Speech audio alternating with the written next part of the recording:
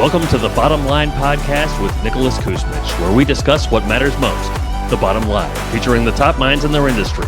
Now, let's get started. Hey everybody, Nicholas Kusmich here, host of the Bottom Line Podcast, where I would connect with industry leaders and sometimes industry sleepers to discuss what matters most. And to me, that's the bottom line. And of course, when I say the bottom line, that's not just bottom line profits, as many people understand it, but that's also just the bottom line in terms of what matters most to people and their lives and their businesses. Past guests include people like Cole Gordon, founder of Closers.io, Russ Ruffino from Clients on Demand, and so many more, all of which you can listen to wherever you choose to listen to your podcast. This episode, as always, is brought to you by H2H Media Group, a company that I founded where we help high-ticket businesses get more qualified leads without funnels and have generated close to $1 billion in collective revenue over the last 10 years or so, because you wouldn't sell a McLaren like you would a Mazda, would you? Anyways, to learn more, you can go to nicholaskusmich.com or Mazda or McLaren.com. Ravi, thanks for being here and joining the podcast.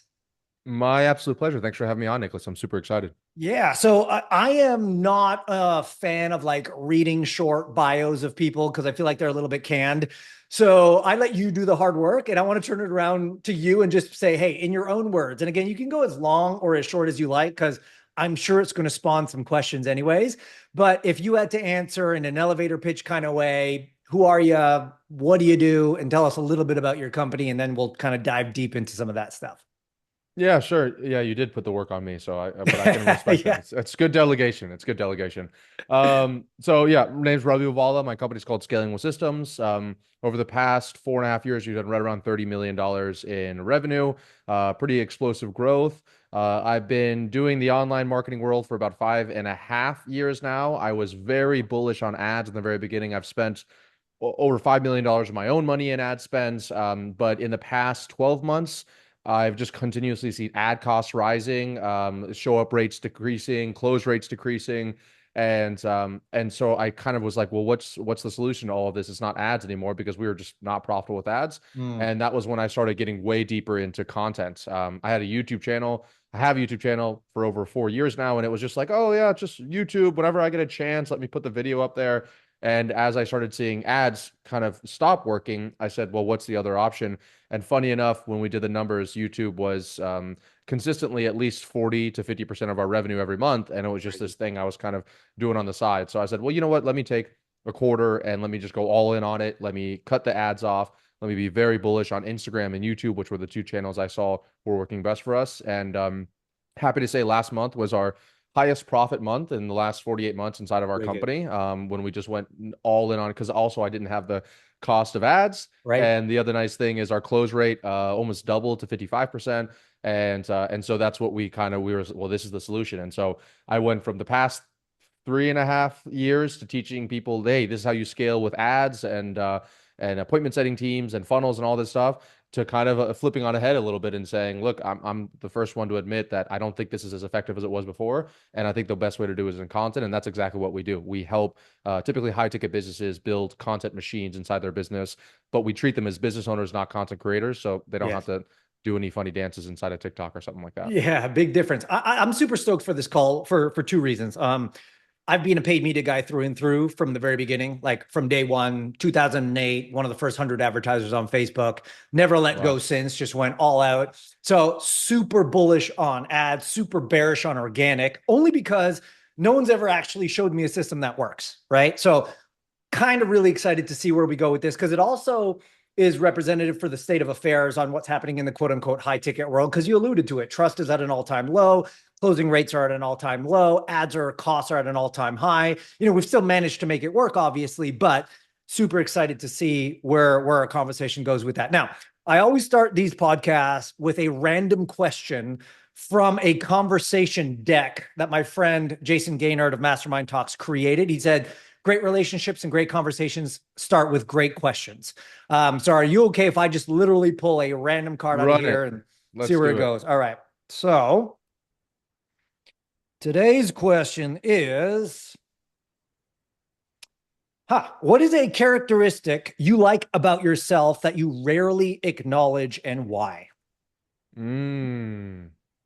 That is a good question. It is.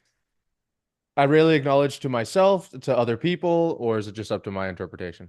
Let's say to other people that you just rarely acknowledge, or other people wouldn't see that as a characteristic that stands out, but it is rare and it's important to you, and why? Yeah, the first thing that came to my mind is I'm pretty empathetic, Huh. like very empathetic, like an insane amount of empathy that I have for other people. When I mean, I sob anytime I watch. A lot of people don't know this. I'll admit this on your podcast. My favorite movie type is a rom-com. I love watching a rom-com with Yeah. my Okay. fiance, and like I'm just a big empath in that way. And I feel like people don't realize that because I have this business thing and Right. these videos and everything comes off like business can be a little bit masculine and aggressive.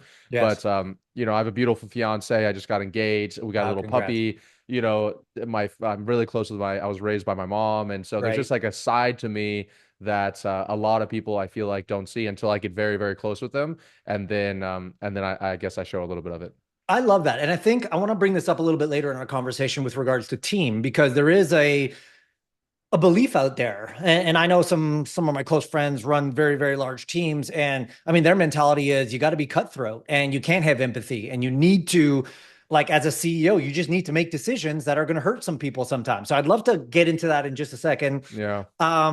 But I love talking about client wins. I mean, I was having a conversation the other day with Nathan Chen from Founder Magazine. I don't know if you guys have Yeah, I ever know met. Nathan. Yeah, I know Nathan. Yeah, So, we talked so about what's membership sites. well, that's just it. So what's interesting is they've recently changed their model to membership sites, which we're going to talk about in just a second. But we built a fast track process for them, as we call it. And he was stoked because their acquisition model up until the membership site point was sell low ticket courses. When someone hits a certain LTV in their business, then they have setters reach out, try to book a call, and try to sell them into their expensive stuff. The model worked. The problem that they had was it was just a little bit slow. Like you bring a customer in, it takes them 3 to 6 months before they hit a certain LTV or take the course or read the program or whatever it is. And then, 6 months later, they descend. Did the model work? Yes, but he was more interested in like, how can we get people faster through the process? And now they're closing people in a 72-hour window instead of a 6-month window. I only bring that up because you've worked with over 2,000 clients. You have tons and tons of clients. Is there a story that stands out to you of a client who just is either doing miraculous things or was a massive implementer and you just want to shout them out, or it's just a good reflection of what hard work actually leads to? Does anybody come to mind there? Um, I will say yes, a few people. I'd say the first person that immediately came to my mind is a client and is now a friend after being a client. His name's Kevin Comidlin, and he runs a company that essentially shows people how to monetize their podcast, how to make money from their podcast. It's Cool. like the vast majority of podcasts never make a dollar. Yes. And long story short, I met him actually. I didn't get into my personal story, but I was going to go to law school previously. Yes. And my whole life, I was prepared for that. The day after I take the most important test of your life, you're going to be a lawyer, called the law school admission test, the LSAT. I drive up to Nashville, Tennessee to see the summer or the winter solstice or the eclipse. That's what it was. Yeah. And ended up meeting this guy there named Kevin. Huh. And I was like talking about maybe starting this business. And I didn't really want to go to law school, but I took the test. And long story short, he followed me on Instagram. And then over the next 2 to 3 years, he saw me start this business, grow it online, get to the level that we were at, Yeah. reach out to me and said, okay, dude, obviously whatever you did was working. Can you show me? And Huh. we typically work with only established businesses, like at least typically 10K a month in revenue, and not really beginners. But because I knew him, I was like, okay, yeah, I'll just show you what I did. And it was cool. He went from working at a 9 to 5 job that he really didn't love, making okay money, he was, but to within, I think it was the first 14 months, he did his first $1 million in cash, Wow. which was just Good pretty for him. incredible. Then he ended up coming down to my mastermind here from I think Chicago, loved it down here, and ended up moving to Miami Get and out. coming down and just like kind of changing his entire life. And he was just a massive, massive implementer. And it's that the reason I don't work a lot with people that are just starting out is because it's just there's so much work and so many people who talk about going from 0 to 1. Yep. And Yep. obviously it's a very small percentage of people. Otherwise, would be way more successful people out there. So Yeah. it's nice to see somebody who was humble enough to ask for help and then go out there and execute to the point that that in a way they're kind of living their dream life Yeah, with it. it's so rare to see. My friend Todd Herman says like 90% of rocket fuel is burned during the launch phase, like when it's going Yeah. up. And it's a reason why we don't work with startups either, because it's just there's the percentage of people in that phase to the percentage of people who implement in that phase is so low Yeah. that It's not like we can't help them, but you're on your way there. That's an awesome story. That's great for Kevin.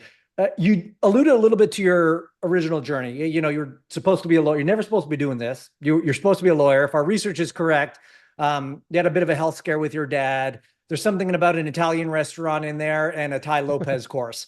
You don't need to go through all the details there, but I think it might be worth sharing for the audience to be like, how does one go from I'm supposed to be a lawyer to now having this kind of a business? What were some of the key steps or milestones that kind of got to allowing you to do what you do now? Yeah, so I literally yesterday morning I did about an hour and 10 minute long YouTube video where I actually broke down what you were saying there. I broke it all really down to I just simply, if I had to break it down to one word, it was leverage. I just slowly added more leverage to my life to get to where I am at this point. At the very beginning, I was literally trading my time for money. I was a waiter and getting there to starting an offer, but then I was selling I was selling restaurants, and I went to real estate agents. And so I that's a great video. I'm really excited for that to come out. I can talk about that in a little bit, but very long story short, I had just never thought about what my future was going to be. And my dad's from India. And so he had just said, you're either going to be a lawyer or a doctor or an engineer. Just pick one. And a doctor of school was 10 years. Engineer, I had no idea about. And so lawyer sounded, I had watched every episode of Law and Order and Suits out there. I thought that was what it was like to be a lawyer. So I was like, that sounds good. Seems cool. And ended up going and right before after I graduated college to go study for law school, which you have to take the law school admission test. My dad got diagnosed literally 2 days after I graduated college with stage 4 lung cancer. He's in remission now, which is incredible. I always want to make sure I put that he's 5 years in remission. But I was planning on like chilling at the beach and like studying for this test, and I ended up moving in with him and ended up literally going to the hospital and chemo radiation with him 5 days a week while also studying for the LSAT. And it was just during this time I kind of was around other people that were in this chemo ward with my dad. You sit down and you're sitting down there for hours. And so I would just start conversations with them. And some of them were 30, 35 years old, right? And I'm like 21, 22. And they were all kept on saying kind of the same thing, which was, I just thought I had so much more time. That's what they just kept on saying. I remember that phase or that phrase in my head. And I had realized, like, wait, what am I even doing? I'm only doing the law school thing because my dad wants me to, and I don't even know if I want to do it. And I end up going to I told my dad I was having these doubts. He was like, look, let me take you with one of my lawyer friends. He's a partner at this Atlanta firm. He takes over $1 million a year. You got to talk to him. So I go to dinner with him. And I remember he's like, so why do you want to be a lawyer? I was like, I don't really know. I just kind of want to make a lot of money. And he was like, well, that's the dumbest idea to be a lawyer I've ever heard of. And my dad's mouth just like drops on the table because he was hoping this guy was going to sell me on being a lawyer. Help your dad's cause.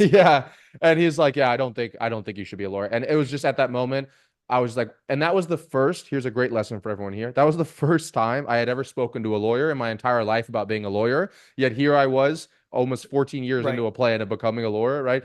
So from there, I had already kind of checked out. I started looking up online, how do you make money? And I got targeted by a Ty Lopez ad, if you've probably seen it, him in his garage. And I ended up buying some of his stuff and bought his social media marketing course. And that was my first taste of making money online. And I took the law school admission test, scored in the top 13% of test takers in the nation. So I had my pick of schools, but I threw everything on its head, and I ended up going to get a job at this Italian restaurant down the street from us as a waiter. And I still remember my dad telling people like, oh, he's just taking a break, because like I was supposed to be his prodigy son. That's like, and now I'm like working at this Italian restaurant serving breadsticks, but I was spending all of my free time consuming this course and then cold calling, cold emailing medical spas and businesses trying to get their business. And so that was my parlay into the online world. And as soon as somebody paid me my first $2,000, and because I had no idea what I was doing, I just pitched a random number. As soon as they paid me,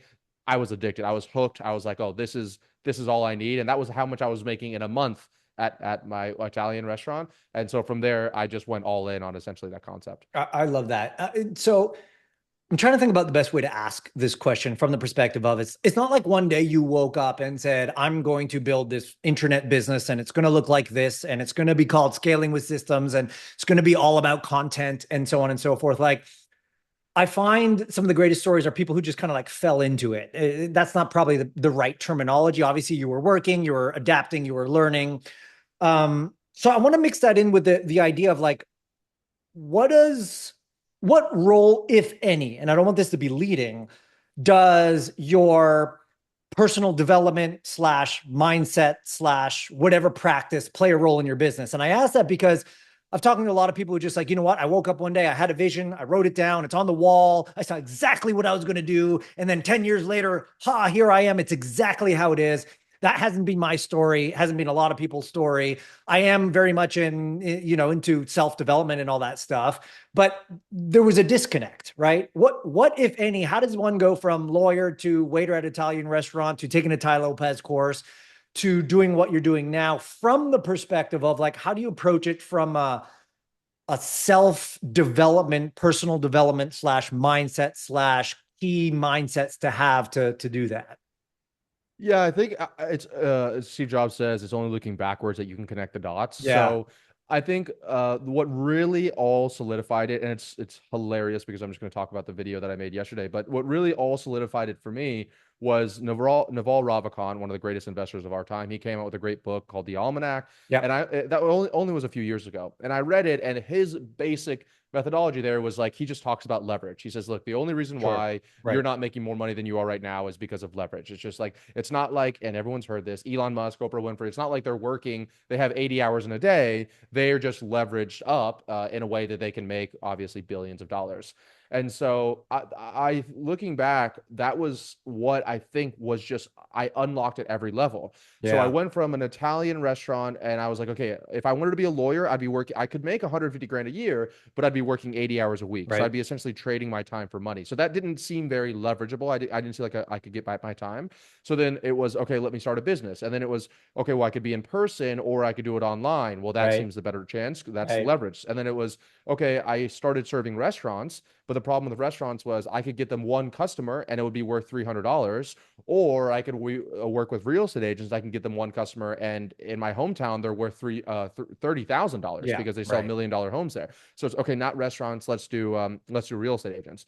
And then real estate agents, it was okay. I could just get them leads, or I could have a call center that calls, texts, and emails the leads 12 times in 10 days. And that way they're going to get more sales. They're going to stay with me longer. And now I don't have to keep on always acquiring new clients because of a higher LTV. So that's another form of leverage.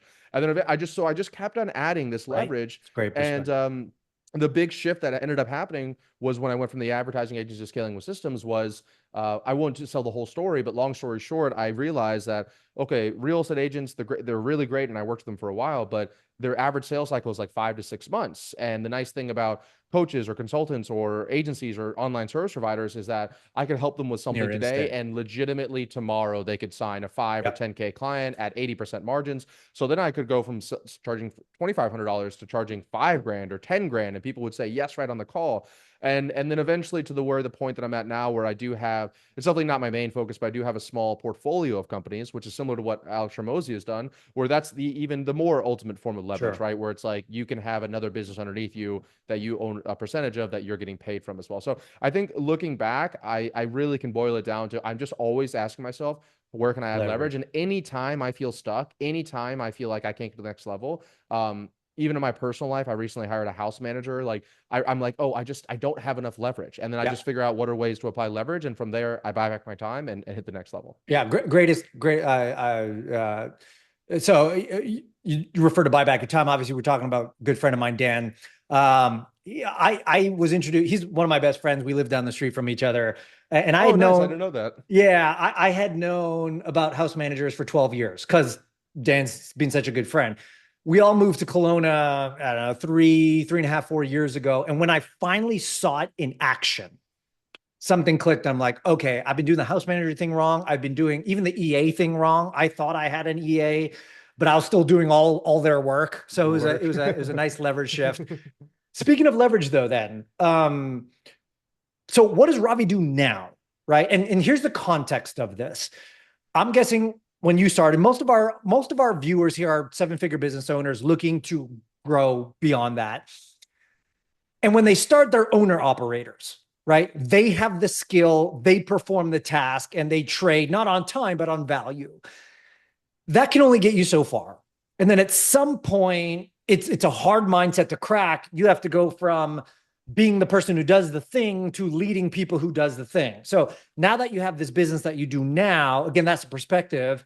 Like, what do you do now? Now that we're talking about leverage, you're not the person in the ad accounts. You're not the person necessarily writing the you are the face of the brand, of course, but give us a little insight from that perspective of if someone's looking to now make that jump and they feel like they're hitting a ceiling, they have to shift from owner operator to the next stage. What is that next stage based on like where you're at now and what you spend most of your time doing?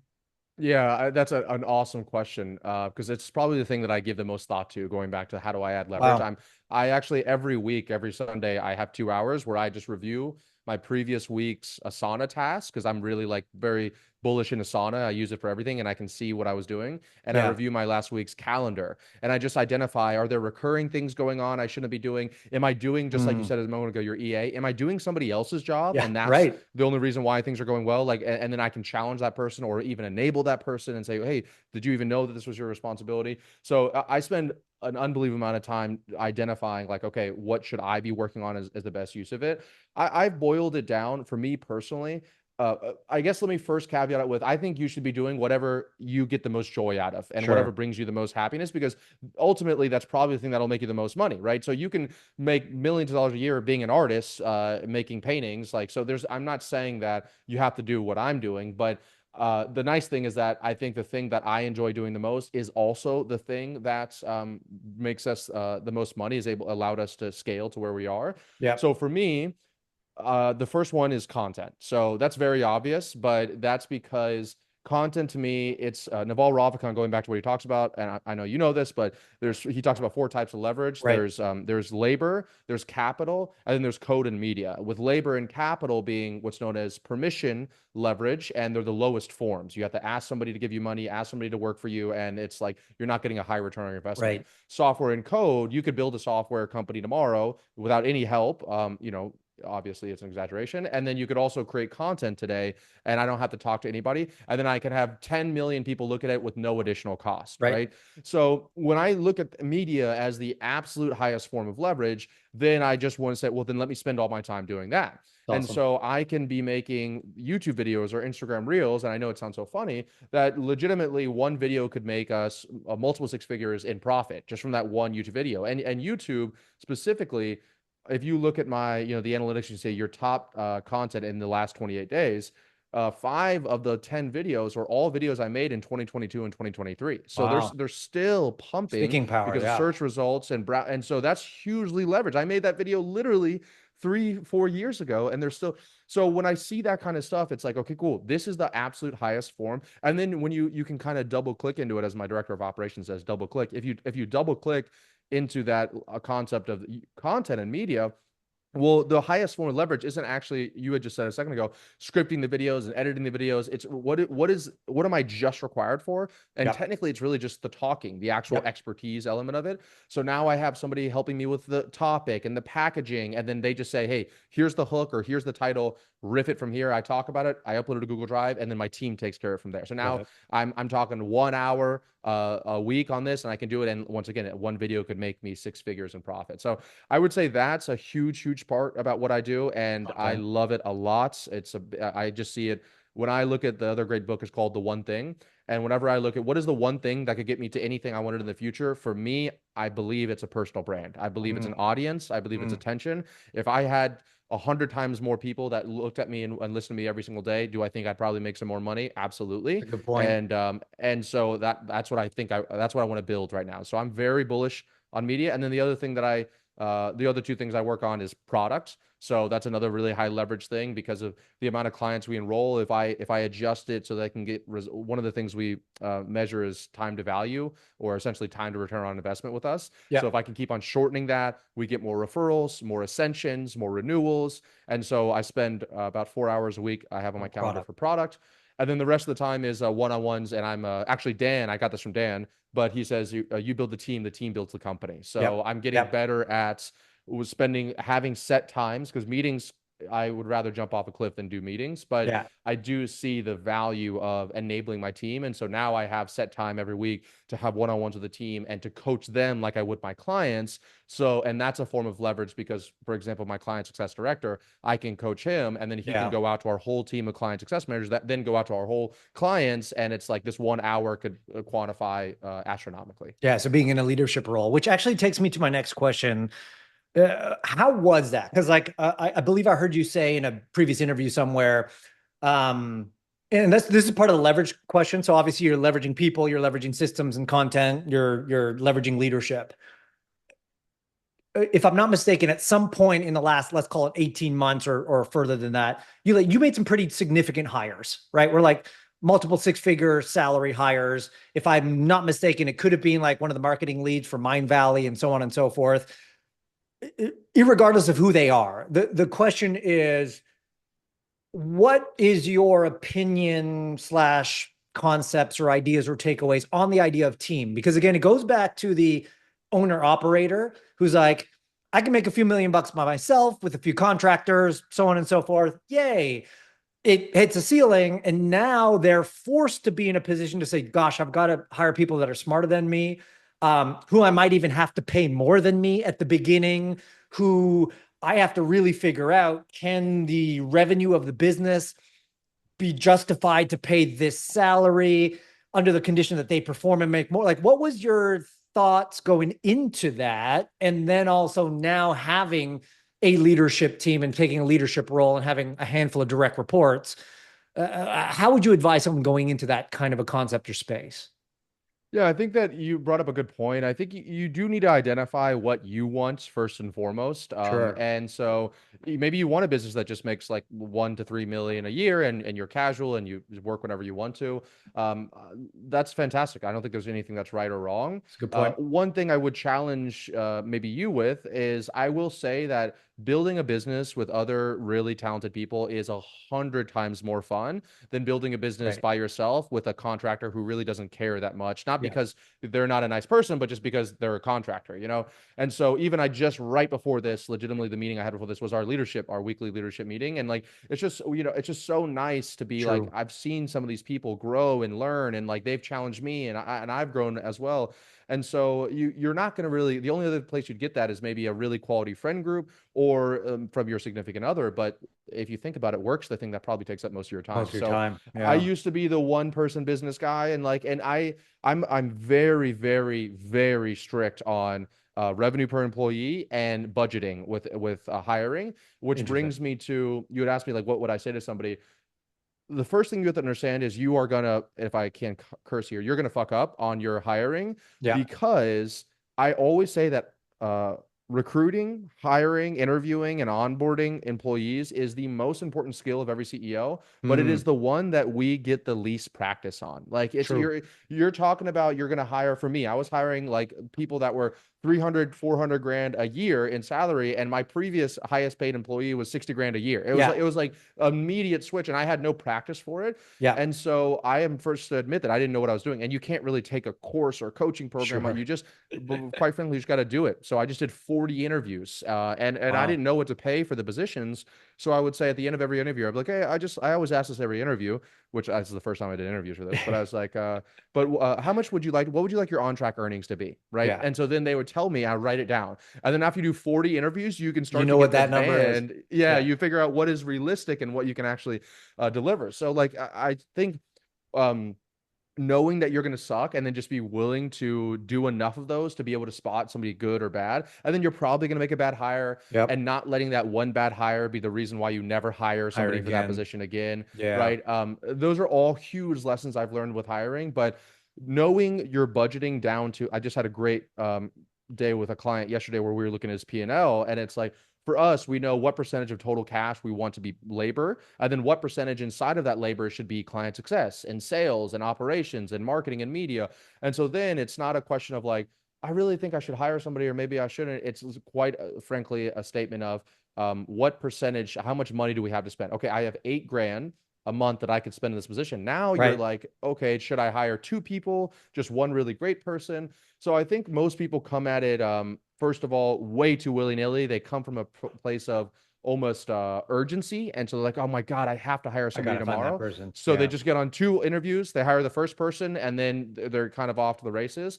Or you could come back and say, okay, let me figure out first of all, what my budget is, what the budget is for this department, for this position. Let me go on ChatGPT and create a job description. That's another thing I learned. Job descriptions are the most important part of hiring. Figure out the roles, responsibilities, and then get on 40 interviews, even if you knew that you were going to hire the first person. And only then Do the could other you make an 39, offer to somebody. And then you have the whole hiring and onboarding and managing process, which is a whole separate conversation I won't get into here. Sure. But I definitely would say that it's when you get it right, it's just like anything else. It's going to take some practice. It is a really beautiful thing. And then you kind of, it's not like all of a sudden you have this, you're like, oh, I'm a successful business owner. But at some point you do go like, this happened to me recently.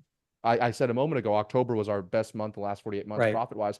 I was traveling. Actually, I was in South Africa with Cole, who introduced us together. I was on a safari there. No Nice. cell service anywhere, middle of there. I was in Dubai. I was traveling on this. And so I wasn't there the whole time. And it kind of clicked. It was actually my fiance that said this. She was like, wow, you wrote this in your life manifesto and like this is happening and This you're not is even it. inside your Slack channel. So that is a very powerful feeling. But just so that you don't hate yourself when you get there and you're losing money, I think that the pre-work beforehand is very, very important. I think you nailed something. Chris Evans from Traffic and Funnels back in the day told me Yeah. one of the things that he tells his team to do every day in a daily huddle is DMD, or do math daily.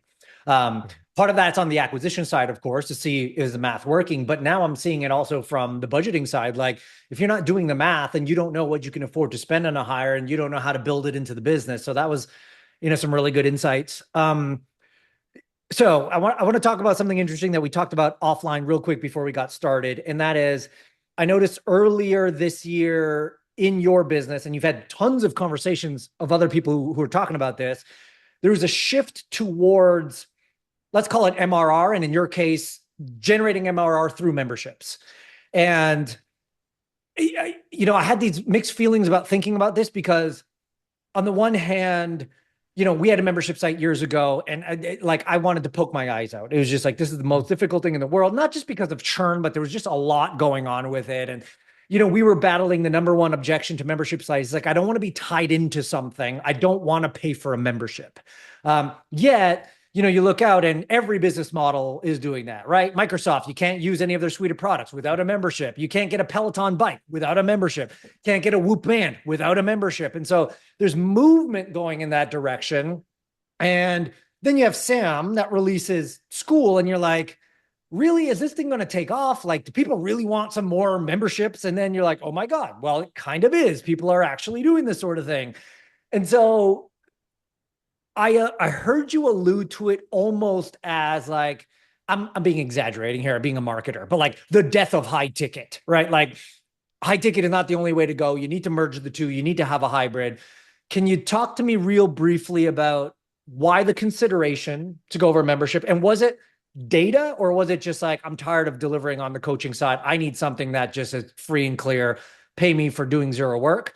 And then some of your findings now, several months into this and realizing, what would your thoughts overall be for a high ticket business, which is majority of our listeners here who may be considering adding some element of MRR to the business? And is that memberships? Is it going the Alex route and coming up with software, which is a little bit of a harder play? Like what would your thoughts be now being in this for the time you have been? Yeah, it's a good question, and if you notice, I talk fast, so there's a lot to cover there. But Yeah. I'm actually really excited because I haven't really gone on a podcast recently and talked about this, so Okay. I think it'll be valuable to people that are listening to it, and it's probably one of the biggest questions I get because we have around I don't know, so let's say 1,000 members in our membership site, Scaling School, and so like we're definitely not the biggest membership site out there, Sure. but we've done decently okay with it, and it's a $97 a month membership site, and so what I did, you said, was it like data driven? What was the decision? So very long story short, I think everybody that's in business long enough understands that subscription revenue is super helpful, right? Yes, You're always on this course. like feast and famine, getting new clients coming in. Yeah. I'd read a great book a few years ago called Subscribed by like, I forgot the gentleman's name, but he had the software company at the time for all the largest, subscription services in the United States. And so he had all this stats and data and everything on it. And so he made a very compelling case. The problem was I was in this high ticket space and nobody was really doing anything recurring in that space. And so I had nothing really to model after. And I'm going to be the first person to say, I'm not the biggest trailblazer in everything that I do. I typically try to wait for somebody else to be the Indian with the arrows in the back of their head. And then I go and say, oh, well, this is what they did wrong. Let me do the right things here. And so I just kind of shelved it. And then you had alluded to it a moment there, but at this point, this is the beginning of this year. I had been in business for around 3.5, probably 4 years for this company. And it was a high ticket. And like I had said, we've been doing well, but it is all new clients coming in. We do have about a 30% of our cash does come from ascensions or renewals or referrals, but that's the bulk majority is as front end acquisition. So every month, content and sales and marketing. And so I just said, well, you know what? I thought that school had some legs to it. And I was like, okay, this kind of makes sense. I could see how this is valuable. And then when I saw that Hormozi got behind it as well, I was like, well, okay, this makes way more sense now. And I had ended up gotten on a call with like you had said, I was working with someone from the marketing team at Mind Valley. I talked to someone from the marketing team at Masterclass. I went to all the largest membership sites I heard of. I heard what their churn numbers were, how they were doing it, what they were doing correctly. I studied Audible, which is the world's largest membership site. A lot of people don't realize that, but I did a lot of studies inside Audible and what were they doing to keep people and any numbers I could glean from that. And ultimately, I kind of made an educated guess. And I said, okay, well, at this point, remember, I was kind of dealing with the lower return on my ad spend from the ads, and I was dealing with lower close rates. And so this looked like a potential solution to it. At the same time, even though I don't own a SaaS company, I love studying SaaS companies. That's what I do in my free time is I'll just study companies. And the main way that SaaS companies acquire clients, largest companies, is they do product-led growth. Right. And so product-led growth is where sales-led growth is what 99% of coaches, consultant agency do is you run an ad, you get on a call, they have to speak with you to learn more, et cetera, et cetera. Product-led growth is like, hey, get this free trial of Zoom or Calendly or anything like that. You use it for a little bit, you get addicted, and they say, oh, well, you want this additional feature? You got to pay a little bit more for it. And so then a great example is I use Hyros, Alex Becker's company. And I went from spending, I think $300 a month is the lowest plan to now we're on the highest plan for over $2,000. I never spoke to one salesperson, and I probably spent over 40 to 50 grand in the last 1 to 2 years working with Hyros. And so all this stuff is in my mind. So long story short, I decide, hey, let me launch this membership site. Actually, you're not exaggerating here. I did say the death of high ticket at one point because I do think that landscape is changing. Because one of the biggest mistakes I think high ticket companies do is they have information as the only differentiator between them and their competition. But the problem is information is democratized. Anybody can listen to your course and put it on YouTube, and no one's going to put a lot of value inside of it. You're not creating intellectual property. So I made a challenge, or I made a hypothesis that, okay, well, if you could put information out there, maybe not for free, but at a lower barrier. And then you have the custom one-on-one support and implementation as the thing that they're actually paying for, not necessarily for the information. Then maybe people would buy into that and ascend. And I was also proven correct by the content, because a lot of people don't realize that content is a free product. It's a product that you have. It's just $0. People are treating it like a product. If I see your content and it's crappy, I'm going to think that you run a crappy business and that you have bad service for your clients. So I realized, okay, if my content is doing it, well, what if I just got paid a little bit? And I felt like I created this huge arbitrage in the marketplace where the first time someone could work with me was $10,000. Otherwise, it was free and there was nothing in between. And so we launched Scaling School, and within 30 days, we were at 40 grand MRR, which is really fantastic for launching it. I kind of took all my marketing tactics and I applied it to the SaaS game, where I also I put the annual plan as the one-time offer page, and I put an extra course that they paid for that. So we had a 20% take rate on the annual plan. And I've spoken to the CEO of some really large companies, SaaS companies, and when I was telling them that, they were like, I've never thought of having a separate page for the annual plan, because nobody selects the annual plan when they're first trying something out. They always do the monthly to see if it works.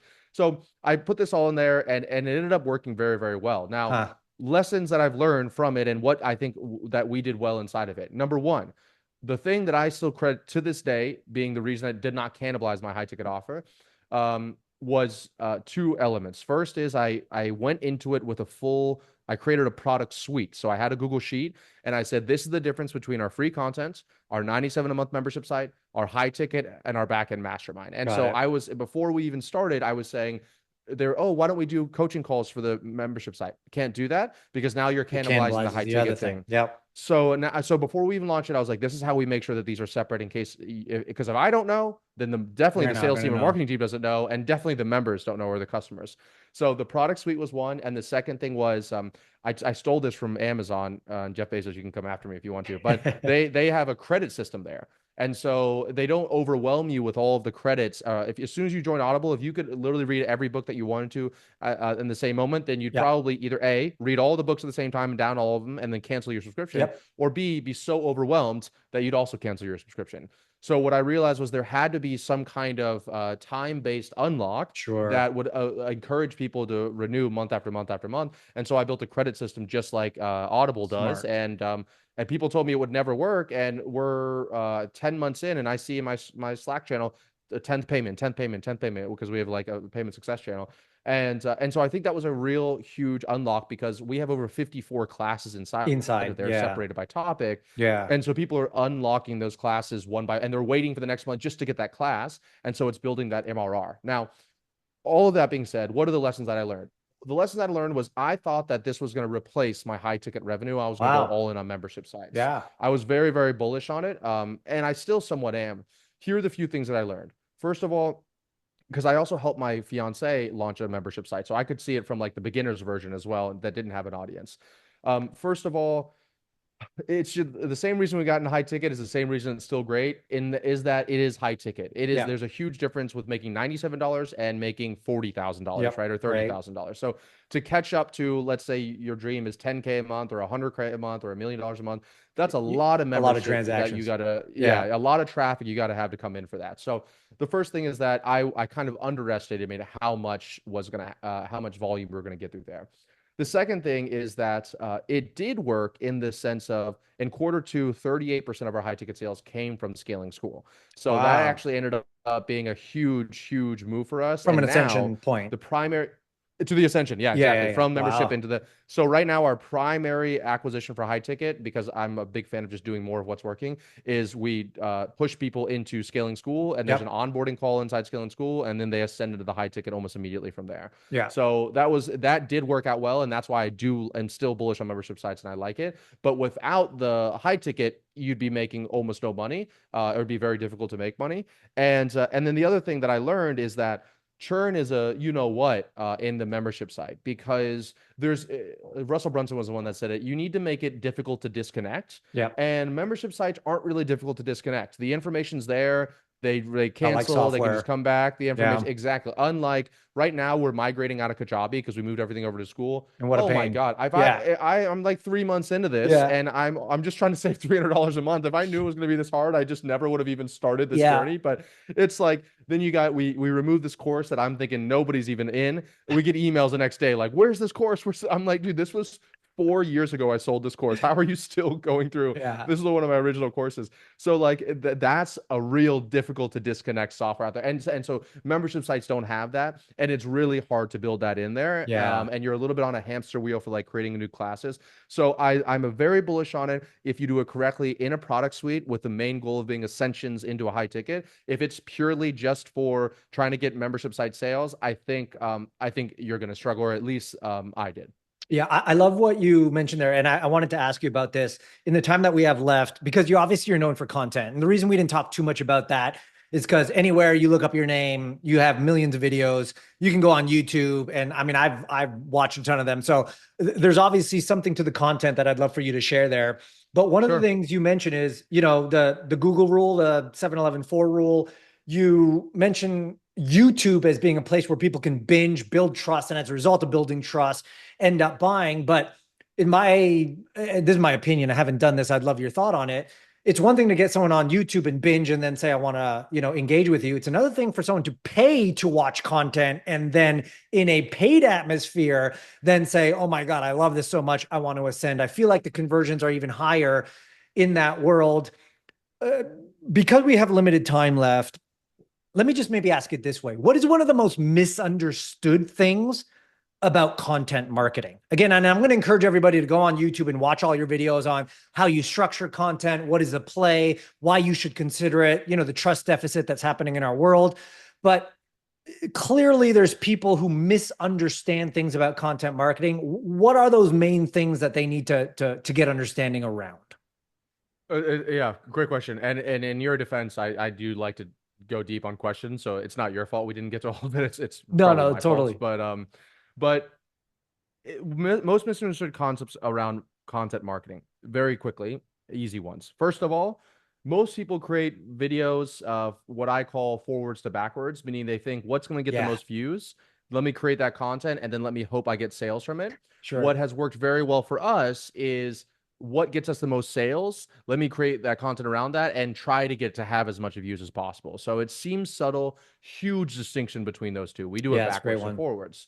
The other thing that I learned from that is that the most important thing about content, everyone says, oh, it's the topic, it's the topic. It's actually not the topic. The topic is what you're saying that's going to bring you sales. You know, if I talk about, let's say for you said the trust deficit, we call it the trust recession. If I talk about the trust recession and how ads are not working anymore, people will get on a call with us and they'll say, hey, it's not working, and we're, You're oh, we right. have the solution for you, right? Right. So it's not topics, it's the packaging of the content. That's what I recently learned in the last 12 months was like, wow.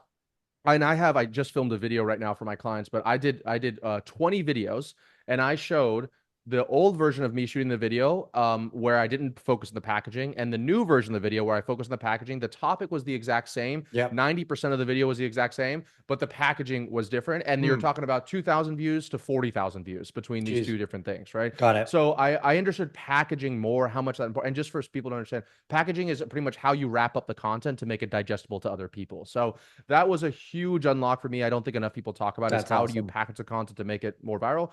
And the final misconception I think that people have, and this is, you had said you were an ads guy and I'm an ads guy, and I had this as well, was like content takes a while for you to start seeing results. And Right. I think that it's changed. The algorithm is changing. Actually, I literally have a video on YouTube that came out on Monday. That's the best video I've ever posted as far as velocity of views right now. And it's called YouTube is now on easy mode for business owners, Huh. because of that exact thing that's happening right there, where I can make in-depth business specific content. My stuff's not flashy. It's me on an iPad and I'm talking about like growing your business through content, and it can get 40,000 views in 3 days and book us a bunch of Wild. qualified sales Wild. calls from the day I put, and we're seeing it with our clients as well. So, but the Instagram's the same thing. So I feel like a lot of people think that, oh, okay, I'll start the content thing, but I got to keep on focusing on ads because I'm not going to make sales from content for the next 3 to 4 to 5, but then it's going to kick in. And Yeah. that's why most people don't do it. But I think the game's changed, and legitimately we have clients, It's happening first way YouTube faster. video, sales are coming high ticket literally the next day from that.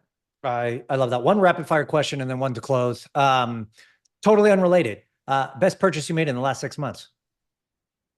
Ooh, man, I was just saying this. What was it yesterday? What was the best purchase I made in the past 6 months? Price being irrelevant. So big or small, doesn't matter. Okay. I'd say I'll give you two. Yeah. Big one is I just bought my first boat ever. So I moved into And you're in like my Miami, dream so that makes house. sense. Yes. Yeah, and so I have a dock right here, so I can walk out on it. So I love that. And the second thing is going back to leverage. My fiance is in charge of taking care of our puppy. We have a beautiful 8-month-old Portuguese water dog. But Yeah. if anybody's had puppies before, they are a full-time job. And so I could feel like she was at the end of the day kind of exhausted from this dog. So I was like, well, so I surprised her by every day for an hour. I have a dog walker come here from Oh, 5 to 6, so and I good. get done from work at 5. And so we're able to spend a quality hour together. I know if anybody has kids, they're literally going to laugh at me when I say this, but No, it's like we can spend a quality hour together without this dog jumping up and, yapping at us or whatever. And so yeah, that's been for it's a big $30 an difference. hour a day, it's been Yeah, amazing for us to have some quality time huge, together. huge difference. I appreciate that. Okay, so last question before I do though. There's so much to learn from you, and your process is so distinctly different for those who are in the high ticket space. Where can someone go? Do you want people to book a sales call? Do you want people to join the membership program? Like, where's the best place for people to get started outside of all your socials, which we'll link to? If someone says, I want to work with you, Ravi, where do we go and what do we do for that? Yeah, I think you said the socials are a great place to start. YouTube and Instagram, that's you can learn a lot there. But if you do want to go a little bit further and potentially consider working with us, if you go to our website or my Instagram or YouTube, you can see to book a call to speak with our team. We do a business assessment and we kind of identify what the bottlenecks are, and we'll lay out that roadmap for you on that call. That's super, super valuable. Or you can also, like you had said, the membership site. That's really great. You get 10 classes unlocked when you first come in, and there's a reason why we have such a high ascension rate in there, because I personally think it's really valuable stuff. So you could potentially consider joining Scaling School, scalingschool.com, and then checking out some of the content there, and then just using it to grow your business or working with us a little bit more. I love that. And we'll link to all that. Okay. Last question. You're at an awards banquet. It's how I end every podcast. You're getting a lifetime achievement award for everything you've done up until this point.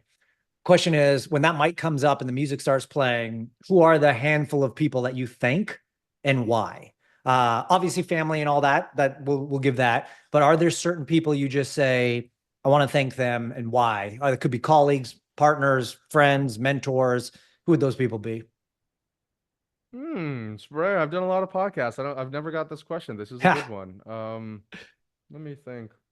Immediately, the person that came to mind is my team, because I sometimes feel like I'm a little bit of a prima donna when I'm filming content and they're like in the trenches dealing with all this stuff. All the work. But we all know that content is the thing that drives a business. But it's so funny to me that I still feel weird about it. So I have an incredible team that's super talented, and I would always, always, always give all of the thanks to them. Outside of family and my fiance, I would just probably thank. I had said it, actually, I alluded to it a little bit before, but I would thank all of the people that have been before me that have, for lack of a better phrase, eaten shit. And they've been the people who are the conquistadors with the arrows in their back, trying stuff out for the first time, because I don't think that I've ever invented anything totally from scratch. But there's a lot of really, even from Ty Lopez, from me buying his course from him, like that's totally transformed my life.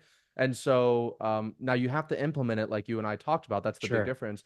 But I really would thank everybody that I've learned from, either directly or indirectly, and they've gone out there, they've lost millions of dollars, they've had problem clients, and they said, this is the right thing, this is the wrong thing. And I've been able to take that and kind of essentially avoid their mistakes, I would say. I love that.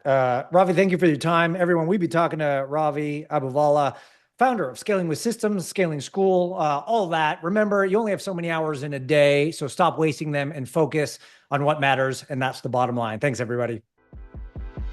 Thanks for listening to the Bottom Line Podcast. We'll see you again next time, and be sure to click subscribe to get future episodes.